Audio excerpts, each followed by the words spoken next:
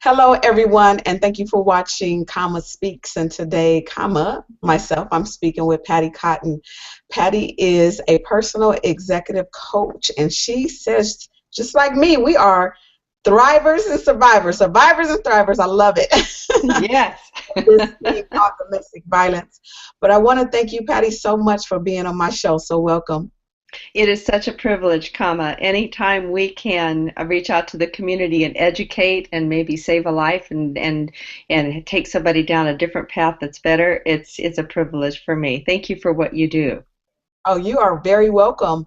Now, I want you to let the audience know exactly who you are and what you do. Okay.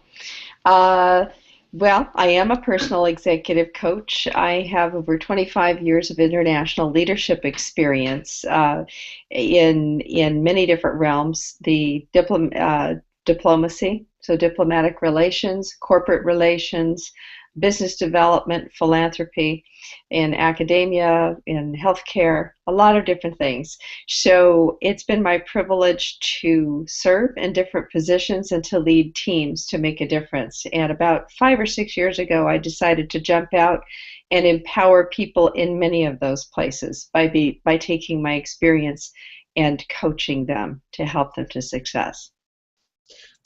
Can you explain exactly what a personal executive coach? I haven't heard those terms before, but I heard of Yeah. personal coach, life organizational coach, but not a personal executive coach. Okay, so an executive coach, you may have heard, is someone who coaches executives, and usually they deal with business, whether it's performance or whether it's the executive's agenda. If the executive is transitioning out, wants to do something different or step up to more potential. And I call myself a personal executive coach because I do coach executives, business owners, chief decision makers, but when I do, even if they just call me for business affairs, we wind up coaching on their life as well.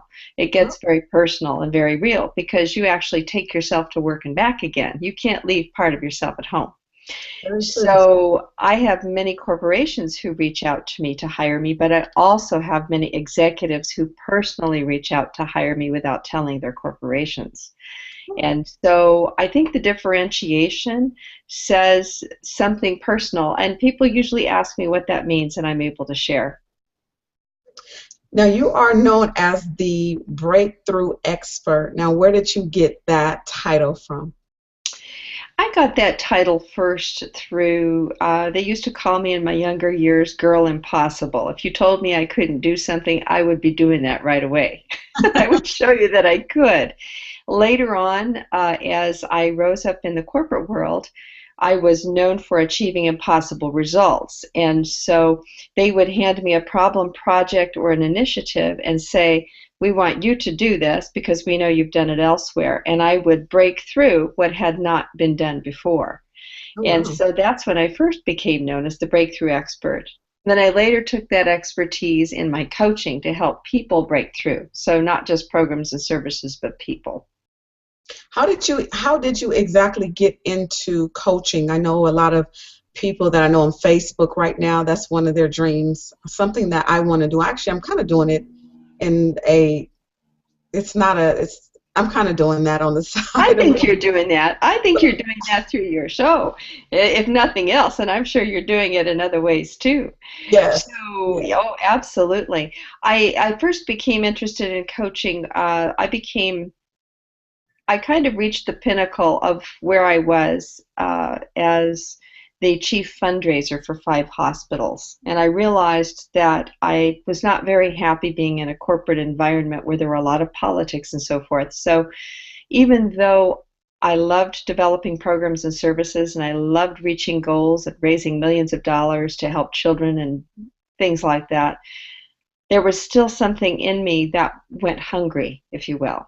Mhm. So I went back to school and I loved systems, I loved people, I didn't know exactly what I wanted to do, but I loved learning. And so I said, give me something that puts it all together.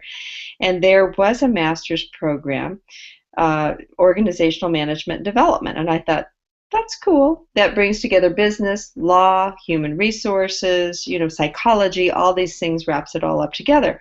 So I'll go see what that's about. Well, courses were almost all full. but there were a few left that had to do with a specialized track within that master's, which was coaching. So Mhm. I decided to start with that. And the first weekend that I went to school, I walked into that room the first day, and when they started, I just started crying. I thought, I have come home. This is what I was called to do. Wow. Because all of my life, I think, since maybe as young as my first year at school, I remember always looking for kids on the playground who were left out and elevating them to show them what their gifts were and including them. And I Mhm. can look back, and that's something I naturally just looked to do all of my life, was to say, you've got potential. And Mhm. then some of my own circumstances in life that I went through also propelled me to want to turn around and help others. So when I wound up in this classroom and I thought, this is what you get to do, you get to help people cross through barriers, to break through and to step into their God-given potential. I'm so there. I Yeah, really am. So, we share a lot in common. I've been able to help people in some of their businesses and kind of guide them on some things. It's just something when they tell me what they have, I'm just, oh, you can do this. How can I help you? How can I help you get out there? I get joy as well just being able to do that because you need that push sometimes, and mhm. somebody is there. And we were talking just before we got on how this is Domestic Violence Month, and I know there's a lot of people out there that don't even feel like they even have anything because of whatever they're going through now or something they've been through. Are they able to come to you and say, I know I have something, I don't know how to go about it. How can you, or is there a way you can help pull that out of them so that way they can move forward? Yes, yes, there is actually. There are two things I want to say about that. One is the loss of hope that women and men who suffer from domestic violence suffer from, and that is a loss of hope. And we can come back to that. But secondly, what I find is whether you are a silenced and vulnerable voice at one end of the spectrum, you may be homeless, you may be in a DV shelter, you may be in that horrible, frightening situation still, or you are standing up in front of a board running the boardroom. There are still common human issues that we all face. So if I take a woman who has a silenced voice out of a DV shelter, and I take a woman who's earning $1 million a year and she's running a boardroom, you will find the same common challenges and issues. We all suffer from the same human issues. I think the difference is with DV, with domestic violence, is that when we've been through it so long and so beaten down, that we don't have hope.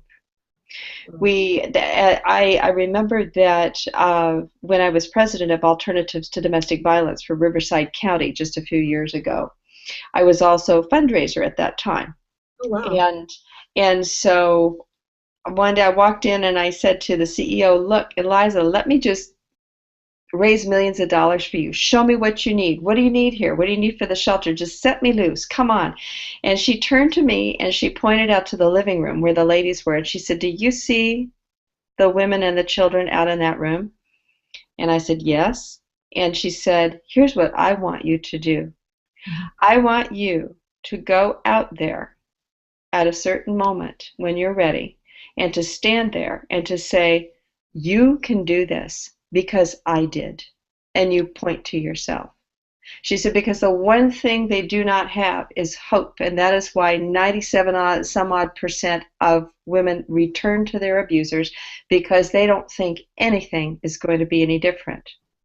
Nobody's giving them that. And so if someone, back to your question, if someone in that situation came to me, I could say, there is hope. I can tell you firsthand. And Mhm. yes, I can lead you to resources. God has created you to have this fabulous potential, and it's just in there. You can't feel it right now. You may feel you're ground up to dust and there's nothing left. You may feel like your soul is so trampled that you will never be able to revive it. But I promise you, there is water at the well. I promise you. Wow, that's deep. I'm we people need hope because I didn't have it when I got out of my situation. I didn't even know where to turn. I didn't know what to do because for so long I kept it to myself. I wouldn't Yeah. tell people because I was embarrassed. I think that's probably one of the biggest things that most people that I've talked to that's dealt with domestic violence is the embarrassment of what they've been through. And then also what happens is it sometimes doesn't work in their favor because they go into a job, and let me know if you've seen this, whether they go into a relationship or into a job where once they leave, there's no balance. It seems like all this anger comes out and they're treating somebody just as bad, or being very mean to someone because of what they've been through, because that's all they know, and all of a sudden they get a little clout, or a little I don't know what the word is I'm looking for right now, but they get into a higher position and they don't know how to work with their employees, and they don't have balance. Have you had anybody that was like that? And if you have, what are some things that maybe you tell them to do to calm it down? Because I know someone that's like that right now. They're Yeah, so yeah. mean. So what you're talking about, I would describe as bullying in the workplace. Mm, And what it really is, it is abusive because bullying is abusive. So whether we call it abusive or whether we call it bullying, it is wrong, it is hurtful, it is damaging, and it should not occur. And what happens when we are in that situation, especially if we grow up in it, is that that is the only way we know how to live. And so even if up here in our head we say, well, I'm never going to be like that, we are patterned to do likewise. And mm, it takes some special tools and support to overcome that. And although all of us, not all of us who have gone through domestic violence come out with that, some can. Others will come out and be very submissive and let life roll over them because they've had the air taken out of them, if you will. So whether it is that you feel trampled or you've turned around and now you're going to trample because of it, you need basically you need an attitude adjustment is what you need. I think you need some help, mhm. and there is help for that. There is support, and it is a repatterning and a reshaping of how to deal with conflict, how to deal with feelings. I coached a woman earlier this year who, when I went in, she was raising millions of dollars a year for her company alone by herself. She was raising over 12 million a year, but she couldn't tell me how she felt. She couldn't delegate to anybody. Everybody get away from me because you're not meeting my standards. And so she, even though she was very dynamic, she was being taken as off-putting and Mhm. not inclusive of others. And as I worked with her, I had to help her get in touch with her emotions. And once she did that, she started to be able to see perspectives about how other people might be feeling and so forth. So there is a rehabilitation period, if you will. When you come out of domestic violence or any difficult situation like that, or addiction, let's say it's addiction or DV, you can't just say, okay, I'm over it now because I'm out of it. Right. Inside, you are still patterned there. And so there is some personal work to do. The exciting thing is there are many resources for that, and it can be so exciting when you do that personal work because you are never a victim again. You may be victimized, you may be run over by a car, but you are never back in that victim mindset again that triggers so much. Yes. Now, do people see you as a therapist as well? What would be the difference I guess between they what you're do, doing? although I am not a therapist, but coaching is positive psychology. Mhm. And so in that regard, there are some overlaps between therapy and coaching. We coaches have to be very careful because we're not therapists, but we do have elements of that psychology that we use with people. I think the difference between coaching and therapy, well, one big difference is that therapists, you will see a therapist if you're not functioning well. If you are a high functioning person but you have a barrier you can't overcome, you may see a coach. Mhm. And so I think that there are some times when people come to me where I will say, you know what, let me give you a name of a good therapist. I'd love to see you after. I'd love to work with you in conjunction, but you also need therapy because you're not able to function in life right now. And you need more than what I can offer. You need specialized help. So I specialize in the here you are now and here's where you want to go. A therapist will go deeper and say, what happened to you? Let's go through that so that we can repattern and reshape. Granted, coaching reshapes and repatterns also, Mhm. but it is using positive psychology on a go forward basis. So, but there are elements of yes, we use evidence. If you have a coach who meets the standards of the International Coach Federation, who's gone for the training that uses the proven methodologies, then that is what you will get. So you have to be careful when you choose your coach. Yes, I actually I have a life organizational coach, and Good. I believe that some of my sessions turned into therapy sessions. It can easily do so. Yes, yes. He You know, finally we coaches have coaches too, I want to say.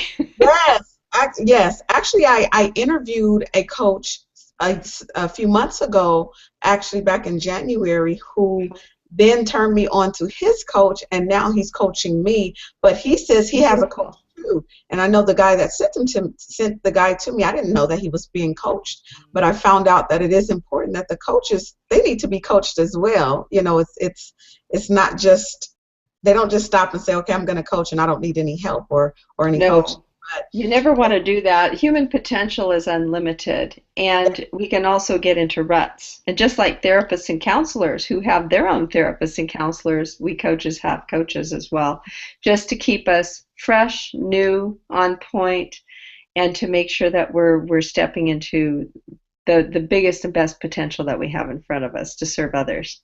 Yes, and for me, it's I see the difference between the therapy and the actual sessions. The therapy, I call it my emotional and mental detox, because it's so much out of me, even when I was talking to my coach, that it didn't get out just a little bit, but now it seemed like it's drawing out more, and now I can focus more, and I see more of my potential, and I'm able to think clearly. So I see the difference, but it was bad. He said, I think you should probably talk to a therapist. And I said, well, here's what you want to do. What you want to see, there are many different kinds of coaches, as you've pointed out. Business coaches, life organizational. I'd never heard that one before combined. You know, executive coach, leadership coach, and so forth. You want to see what their area of expertise is, and then you want to see their background as well. Because a business coach may need different elements in schooling than an executive coach who deals with behavioral issues and mindset, you know, that kind of thing. So depending on what you're looking for, you want to make sure that just the word coach doesn't mean they can do it. We can't do everything. We each have our specialties, and I think you know that. Yeah. So you are a coach as well, so you would know too. So I don't pretend to coach everybody. I have my areas. I would not, I would not coach you in, I don't know, decluttering your closet and I just, because right. Don't look at mine. But I will coach you if you're not a good listener and you're putting people off, and there's something that you don't understand about yourself, social intelligence or emotional intelligence wise, to help you to grow into your potential. Mm-hmm. So yeah. Well, why don't you share with us some other things that you are doing, or what you can do to help other people maybe we haven't talked about yet? Okay, let's see, other things that I do. I have a group coaching program for women that I'm just starting on, stepping into exceptional confidence, and that's a 6-month program that we're going to begin in a couple of weeks. Wow. I really believe that the chief primary reason that we don't get ahead is because we don't know how to ask and we don't have confidence. Mm-hmm. And even if there are other systemic barriers or other things that get in our way, we won't know that until we stand up and say, mm-hmm. Hey, this is what I want. And so I will be doing that. And as I say, we're launching in a couple of weeks. Some of my heart work involves giving back to domestic violence initiatives and at-risk youth. Those are some things that I do. And then I speak at various locations while I'm writing on my book. And let's see, what else can I tell you? I don't know. Ask me questions about any of that. I'm kind of all over the place, having a lot of fun and enjoying helping. I love helping others. Yes, you're down the path that I am trying to get down. Speaking is one of the things. Do it. Thank you. Now you're speaking. Well, What's the joy? I'm just going to ask this especially for me because I love speaking. What are some things that you're able to, or some of the joys that you get when you're able to speak and able to change lives? How does that feel? Oh my goodness, that feels wonderful. And I will tell you this, there were many years when I spoke in front of, thousands of people for my work. It didn't, and that was fun and I loved it and it was exciting and engaging. But then when I started speaking for myself, um, it turned. It was no longer, it's not that I was performing, but there was a heart thing and a connection that I loved with the audience. And then the day came when for the first time I was going to speak in front of a couple of hundred people. And the night before, I had looked at my talk and I suddenly realized this is not what I'm supposed to talk about tomorrow morning. I was moved that I was not going to do this, that I was going to tell my story. Mhm. Now you have to understand that was the first time I was going to tell my story. And Wow. this was to a business audience. I thought, what? I'm supposed to be talking about this? I thought, no. I took my speech that I had prepared the next morning to the conference, and I was the opening speaker. And so I keynoted, and when I got up there, I knew without a doubt that I was supposed to put my notes down and just fly and tell my story, which I did. Mhm. And I made it pertinent to the business audience because domestic violence and issues of empowerment are global, no Mhm. matter whether you're in a business seat or anything else. And at the end of my talk, I had women coming up from everywhere, crying, begging to talk to me. And I thought to myself, when we hide part of our story, when we allow people to shame us and say, why didn't you just leave? Or why did you put up with that? Or Mhm. anything else because they are uneducated, we are cheating the world Mhm. of giving others permission to stand up and say, I need help. Mhm. And so I think the big lesson for me at that point was you don't hide part of your story. You Mhm. stand up, and if you feel ashamed about part of it, you need to deal with that. You need to say, okay, I have to sit down with this and reckon with this. Because when we hide part of our story, we're trying to fit in. And when we fit in, we don't belong because fitting in means we cut corners so we can push ourselves in versus where do I belong? I am a child of God. This is what happened to me. It's like being run over by a truck, and you figured out how to get up afterwards and go. There is no shame in that. So the big thing I would say is own your story. And when Wow. you own your story, that is when the power comes through and you speak to and you reach exactly who you're supposed to reach when that happens. Wow. And to those who say, why didn't you just leave? I often say, well, let's see. Would you say that to one of the Vietnam POWs who was in a cage after so many years they just let the door open and stood by it to see if they'd leave? Would you say that? No. You are talking to someone who was put in that same situation in that same mindset. And there's this, oh, never thought of it like that. Wow. So, yeah, owning your story allows you to truly minister to others in a way that nobody else can. Mhm. And I often say, we are broken jars of clay, and God shines brightest through the broken places. He is the seam of gold that comes through. Wow. That's powerful. Oh gosh. Um, because that's what I've been dealing with, kind of not telling the whole story, out of feeling very uncomfortable, very uncomfortable hmm because I don't know what people are going to say. I say just enough, There are but so many of us out there. Because why, comma? Because we don't know what to say. Because you know what they're saying to us. They're saying, what's wrong with you? yes, What's yes, wrong with you? There must be something wrong with you. And to that I say, walk in my shoes first. hmm, You come walk in my shoes and talk to me. That yes, is an uneducated, ignorant statement that yes, needs to be eradicated. But in order to do it, you and I have to eradicate it within ourselves first by understanding why we didn't leave. hmm, yes, very true. Because we were actually put into a prisoner of war mindset where we didn't think we could go. The minute the doors open, you might go, but somebody could slap you right down. Oh yes, You're in that place.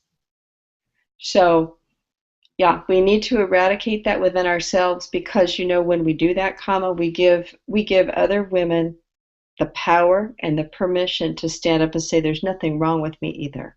It Yes. happened to me, and now I'm able to stand up and say, I belong. Wow. I am a worthy person. I am a daughter of God. Mhm. I have something to contribute. Yeah. I love it. Thank you so much for that. It's about time to wrap up. And before I let you go, if you can just leave something with the audience, maybe something you would like to share with them, and then also your contact information, how they can find out more about you, if you're on social media, your website information. Absolutely. Well, I'll give you my website information first, and then I will leave you with a few words. And first, my contact information is my website, so you can find me on patticotton.com. That's PattiCotton.com. So patticotton.com, and there's a way to contact me there by phone or by email. And please reach out if you have a question. What I'd like to say to you is this: no matter where you are, no matter what your circumstance, no matter what you have come from, whether you've come through addiction, sexual assault, prostitution, domestic violence, anything, anything where you feel like you're less than, I want to tell you that you are just as much, that you have gone through something that is terrible, and I'm telling you that I'm sorry that you had to go through that, but you are coming through that. You have come through that. And the beauty and the power of you, because of that, is like a broken bone. You break a bone, it gets mended, and the scar tissue is stronger than the original bone. If you recognize that, that makes your story unique, and that means you can minister to people like nobody else who has been through what you've been through, with your energy, with your story, with your contributions. You have so much more to share than those who have not been there. Own your story and know that you are beautiful as a child of God, and that there is no shame. And if you're feeling that, reach out to me. I'll give you some resources. You need to get over it, because the world needs you. They need you now. Don't cheat the world by staying in your corner. Thank you so much for that. That is beautiful. And with that said, again, thank you so much for being a part of my show with your knowledge and your wisdom. This was Kama, great. thank you. Thank you for hosting, for your ministry, for your mission. It's a Thank, privilege to be with you. thank you. I really appreciate that. And for those that are watching, don't be afraid to speak up and speak out. I was afraid for a very long time, but God told me that I had to go through that. I had to give my testimony. And although it's hard and I'm still giving little by little, I know this is what God wants me to do, because I want to help protect someone else from being in that predicament, or even just being able to get out of it, because you can get out. God always gives us a way of escape. So make sure to speak up, speak out. If you have any questions for me, you can visit my website, which is kamaspeaks.com, and fill out the contact us form. And with that said, I'm doing a lot of talking, but now I'm doing a lot of thinking. So I'm going to go ahead and end this. And I thank you all for watching. Continue to watch Kama Speaks. Follow me on all my social medias at Kama Speaks, Facebook, Instagram, Twitter. My YouTube is For Sale by Kama. You can check out all of my shows and subscribe to my YouTube page. Make sure you spread the word. Domestic violence does kill. It does. So please spread the word, save a life. Thank you so much for watching. God